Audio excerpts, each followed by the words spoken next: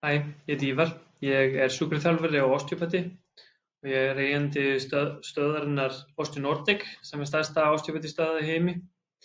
Í dag langar mig að tala um vöðvaverki og vöðvabólgu sem svona líkist mjög hvort öðru. Og þetta er svona hlutir sem margir eru með af mismunandi gráðum. Ef maður tala um einkenni þá getur verkur og eymsli verið staðbundin eða út um stórt svæði eða allan líkamann. Það er oftast mjög mikil svona viðkvæmni í þeim svæðum sem maður er með verki eða bólgur í vöðvunum.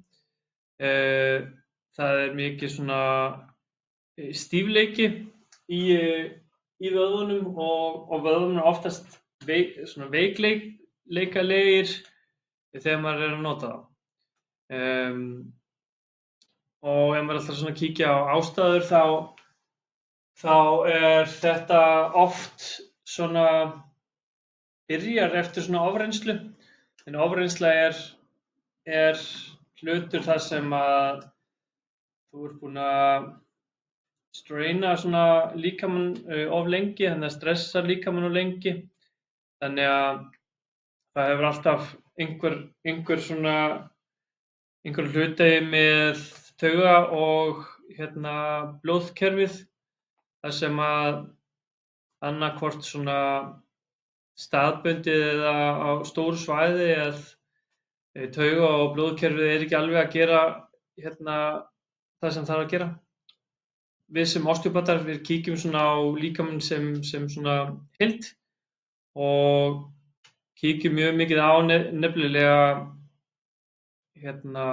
taugakerfið, blóðæðakerfið. Við kíkjum líka á svona hormónsystemið og svona orkusystemið í líkamanum sem er oft svona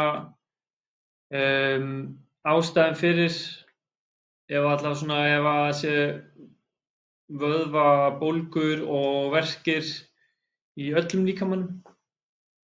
Ef þið langar að lesa aðeins meira um þetta eða fá góð ráð, þá getur farið inn á síðunni osteonordic.is og þar skrifið bloggfærslu vöðvaverki og vöðvabólgu. Takk fyrir.